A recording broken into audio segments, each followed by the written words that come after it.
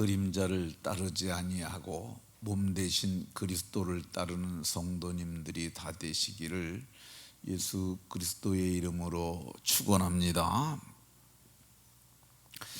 사도께서는 골로새 교회 성도들에게 그러므로 먹고 마시는 것이나 절기나 초하루나 안식일을 인하여 누구든지 너희를 비판하지 못하게 하라라고 말씀합니다. 왜 이것들을 인하여 비판하지 못하게 하라고 말씀하시냐? 이것은 그림자이기 때문에 그렇습니다. 그리스도께서 이미 오셨는데 이 그림자를 따르는 것은 옳지 않기 때문이라고 이렇게 말씀합니다. 그러면 이것들이라고 얘기하는 그림자라고 말씀하시는 것, 이게 뭐냐? 오늘 본문에서는 네 가지를 말씀합니다. 먹고 마시는 것, 이 먹고 마시는 것, 절기, 초하루, 안식일, 이런 것들이 어디에 기록되어 있느냐 하면 율법서에 기록되어 있습니다. 율법은 모세로 말미암아 온 것이죠. 히브리서 10장 1절에는 이것들은 장래 조훈일의 그림자라고 말씀하고 있습니다. 이것이 그림자고 실체는 그리스도라고 얘기를 하고 있습니다. 그러면 사도께서 말씀하시는 이 그림자를 조금 더 살펴보면은 이 먹고 마시는 것은 하나님께서 율법에 그것을 정해준 것은 저들의 성결한 삶을 위해서 정해준 것이죠. 근데 그것이 그림자인데 실체는 그리스도세요. 그리스도께서 자기 살과 자기 피를 마시라고 하셨는데 이게 실체입니다. 그러니까 우리가 성결을 위해서 먹어야 될 것은 구별된 음식물이 아니라 그리스도를 먹고 마시는 것, 이게 몸이라고 말씀하셨습니다.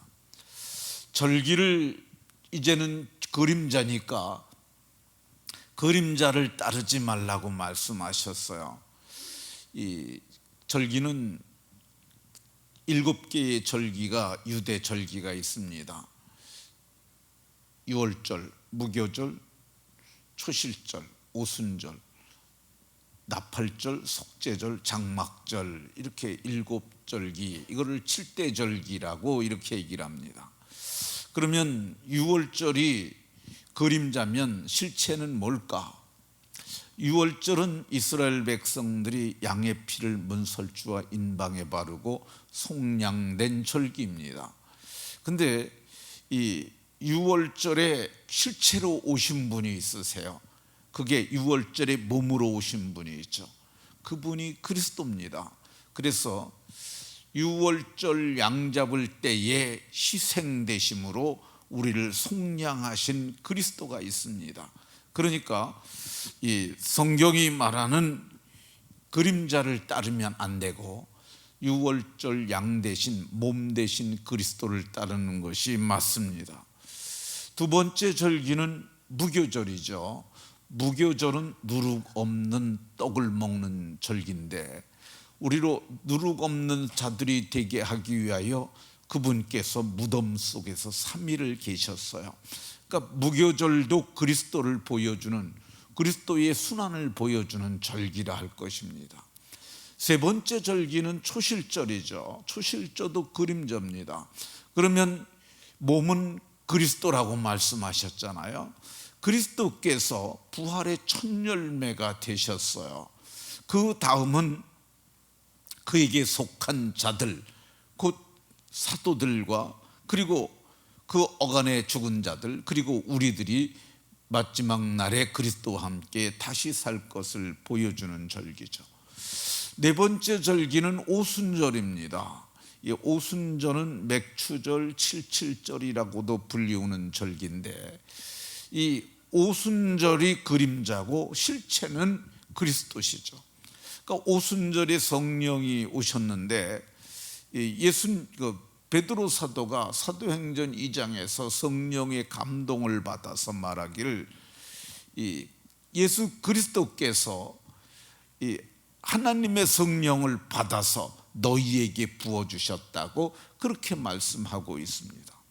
오늘은 나팔절에 대해서 살펴보도록 하겠습니다. 이 나팔절에 관한 절기는 레위기 23장에 나와 있습니다. 23장 24절에 보면은 일곱째 달 곧 그 달 첫날은 너희에게 쉬는 날이 될지니 이는 나팔을 불어 기념할 날이요 성회라. 그러니까 일곱째 달 초하루 첫째 날은 나팔을 불어서 기념하는 절기라고 얘기를 하고 있습니다. 그러면 나팔을 불어서 기념하려면 무엇을 기념하느라고 하실까? 그것은 출애굽기 19장에 보면 하나님께서 시내산에 강림하실 때 그때 나팔 소리가 울렸습니다. 하나님께서는 나팔이 길게 울리게 되면 너희 백성들이 시내산으로 나오라고 그랬고, 이스라엘 백성들이 시내산 아래에 있을 때 모세를 올라오라고 하셨고, 그때 성경을 보게 되면 나팔 소리가 점점 커질 때 모세가 말한즉 하나님이 음성으로 대답하셨고, 여호와께서 시내산 곧 그 산 꼭대기에 강림하시니, 그러니까 하나님께서 시내산에 강림한 그 사건을 기념하라고 한 것입니다. 그러니까 나팔은 하나님의 강림이에요. 하나님께서 강림하실 것을 것을 기념하는 절기죠. 그런데 이 사도는 이 절기, 나팔절의 절기도 그림자라고 이렇게 말씀하고 있습니다. 그러면 몸은, 나팔절이 그림자면 몸은 누굽니까? 몸은 그리스도예요. 그러니까 이 나팔절의 절기는 장차 있을 일을 예표로 보여주는 거죠. 그러면 어떤 일을, 이 나팔절은 어떤 일을 기념하는 절기였을까? 그것은 그리스도께서 장차 이 재림주로 오실 것을 보여주는 절기라 할 것입니다. 데살로니가전서 4장 16절에 보면은 주께서 천사장의 호령과 나팔로 친히 강림하시리니, 친히 하늘로부터 강림하실 것을 말씀하고 있습니다. 그러니까 이 천사들의 호령 그리고 하나님의 나팔로 이 우주적 재림을 하시는 거죠. 그것을 그림으로 보여주는 것이 나팔절의 절기라 할 것입니다. 그러면 그 나팔절에는 어떤 일이 일어나는 것입니까? 이 첫 번째 시내산에 강림하실 적에는 저들에게 율법과 그리고 계명을 저들에게 주셨는데 주의 율례를 주신 거죠. 그런데 그럼 그리스도께서 강림하실 때 어쩐 일이 일어날까? 성경은 이렇게 얘기를 합니다. 마지막 나팔의 순식간이 다 호련히 변화되리니, 마지막 나팔, 일곱 번째 나팔이죠. 그때 호련히 다 변화되리라고 얘기를 합니다. 그러면 어떻게 변화되느냐? 나팔 소리가 나매 죽은 자들이 썩지 아니할 것으로 다시 살아나고, 먼저 죽은 자들이 부활을 합니다.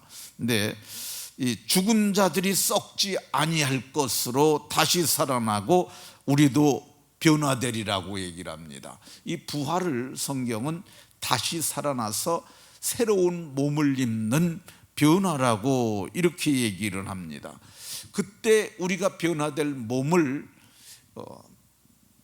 빌립보서에서 바울 사도는 우리의 낮은 몸을 자기 영광의 몸의 형체와 같이 변케 하실 것이라고 얘기를 합니다. 만물을 자기에게 복종하게 하실 수 있는 자의 역사로 우리의 낮은 몸, 우리의 천한 몸, 우리의 죽을 몸을 자기 영광의 몸, 이 그리스도의 몸과 같이 변할 것을 성경이 얘기를 하고 있습니다. 그러면 이 나팔절에는 이 어떤 일이 일어납니까? 변화된 사람들이 어떻게 됩니까? 성경은 변화된 사람들이 공중에 끌어올리게 될 것이라고 말씀합니다. 그러니까 우리가 올라가는 것 아닙니다. 이걸 오해하면 안 되는 게, 예수님께서도 올라가실 때 하늘로 올라가시는데 그게 수동태예요. 수동태는 뭐냐면 성경에 이렇게 표현합니다. 올려지시니라. 그러니까 이 올려지신 것이 올라간 게 아니에요. 마찬가지예요. 우리도 마지막으로 이제 영광의 몸을 입고 다 변화되는데, 이 변화된 몸을 입고 우리가 두 손을 쫙 뻗치고 슉 하고 우리가 올라가는 거 아니고, 공중에서 끌어올려, 이게 끌어올린다는 말을 이 슈거라고 합니다. 슈거는 영어도 아니고 라틴어도 아니고 헬라어도 아니고 시브리어도 아니고, 이거는 한문이라고 말씀드렸습니다. 한문의 표현이에요. 우리나라밖에 이 말을 안 써요. 왜 그러냐면은 이 다른 미국이나 그런 나라들은 한자 문화권이 아니기 때문에.